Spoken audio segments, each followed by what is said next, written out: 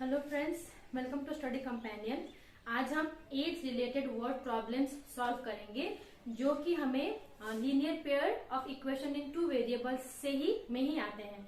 तो सबसे पहले हम लोग एज से रिलेटेड जो इश्यूज हैं, जो वर्ड प्रॉब्लम्स हैं, उसको कैसे हम लोगों को लीनियर इक्वेशन में लाना है पहले वो सीखते हैं, फिर बाकी और टाइप्स ऑफ प्रॉब्लम्स को हम लोग देखेंगे। So let's see, we have taken an example here जिसमें कि क्वेश्चन में पूछा गया है कि Aftab tells his daughter 7 years ago।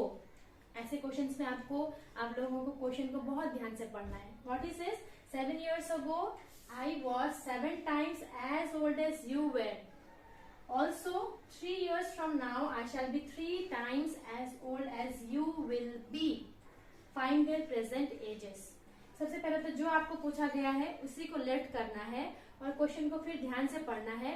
और इसमें एक छोटा सा ट्विस्ट जो है वो आपको मैं बताऊंगी, जो कि आपको ध्यान रखना है, तो आप किसी भी एज रिलेटेड प्रॉब्लम को इजीली सॉल्व कर सकते हैं। तो ध्यान से देखिएगा वीडियो को एंड तक और समझने की कोशिश कीजिएगा। तो सबसे पहले हम लोग लेट करते हैं कि लेट दोनों की कौन कौन है यहाँ पे, पहले तो वो आइडेंटिफाई करना है। एक तो है फादर और दूसरा है डॉटर। तो जो फादर है उसका भी प्रेजेंट एज वो क्या है?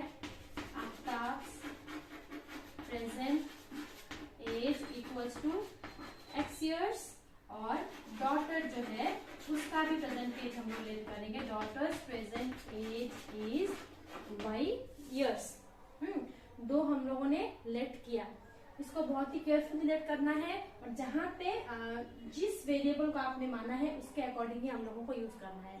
फिर आगे क्वेश्चन पढ़ेंगे कि उसने क्या कहा, 7 years ago I was 7 times as old as you were। ये तो समझ में आ रहा है कि एक नंबर दूसरे नंबर का कितना है, 7 times है, लेकिन ये कब की बात है? 7 years ago। 7 years ago means पहले, दैट मीन्स आज की जो एज है उससे 7 साल पहले।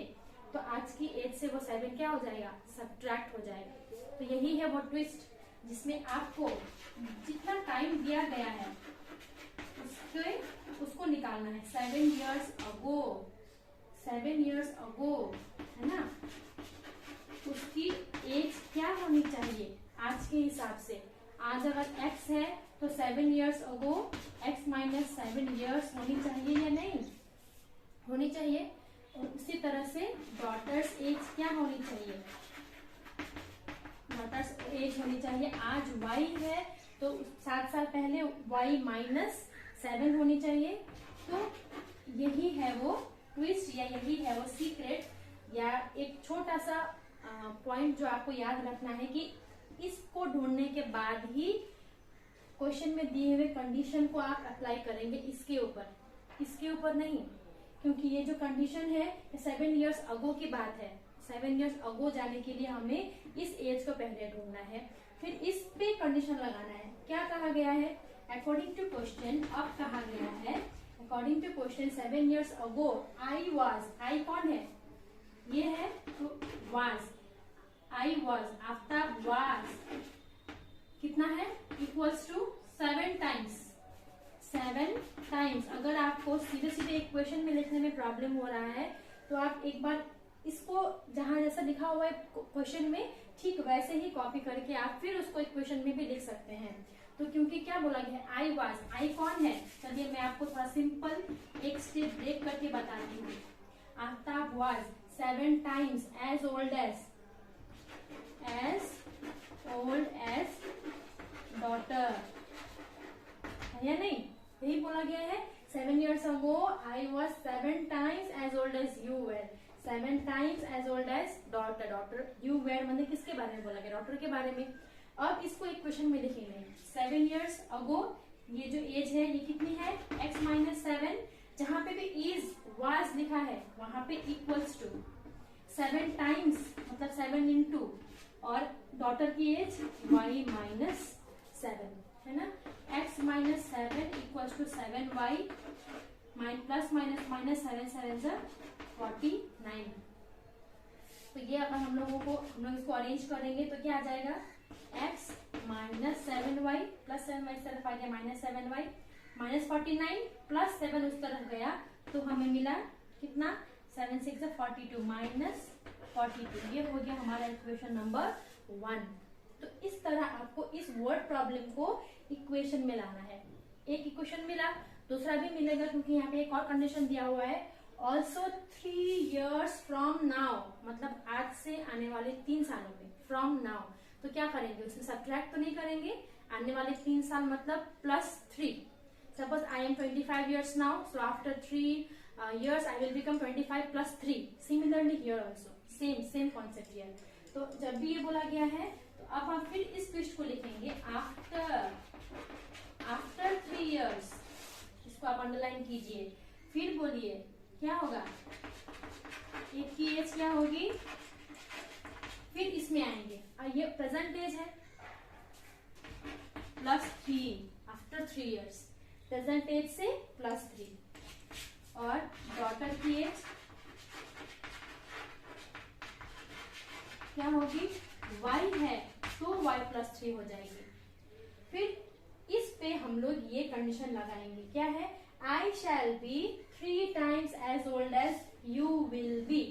I shall be, तो I कौन है, आफ्टर, और जो डॉटर है वो कितनी को कौन सी है, ये है y +3।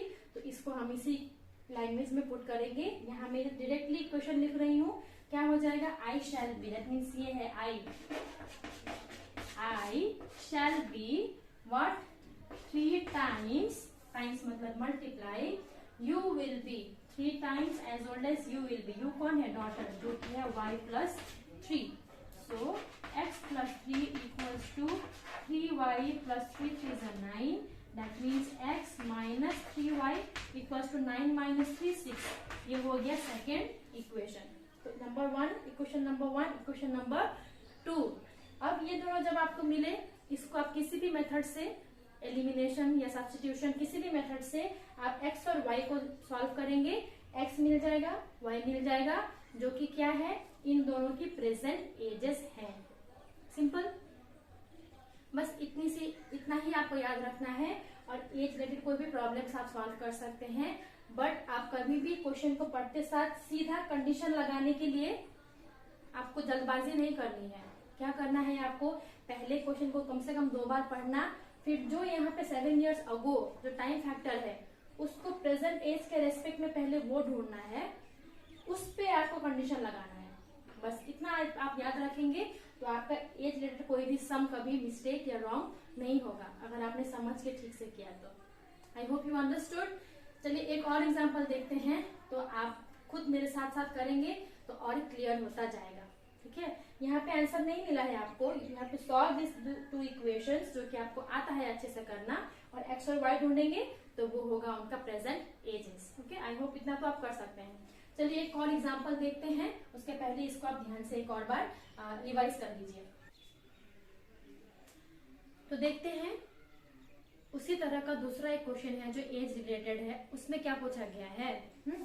See, 5 years hence, the age of Jacob will be 3 times that of his son.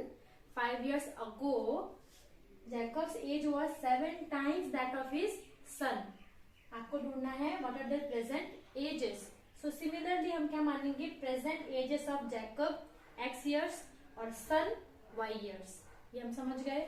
फिर पूछा गया है यहाँ पे 5 years hence बोला गया है, तो 5 years hence इस रेस्पेक्ट में उनकी एज कितनी होगी पहले वो निकालेंगे, फिर हम कंडीशन लगाएंगे, जैसे कि पिछले क्वेश्चन में हमने देखा था। तो 5 years hence या after 5 years Jacob's age will be how much, अभी x है तो after 5 years x + 5 and son की एज y + 5। अब इस पे हम कंडीशन लगाएंगे, क्या है, जैकब विल बी की जगह पे equals to 3 times 3 into that of his son, 3 into son. अब इस जैकब और सन की जगह पे इनकी जो एजेस है 5 years बाद वाली वो लगाएंगे। Jacob will be x + 5, son will be y + 5। इस पे लगाया, then x + 5 equals to 3 into y, 3 + 3 5 are 15।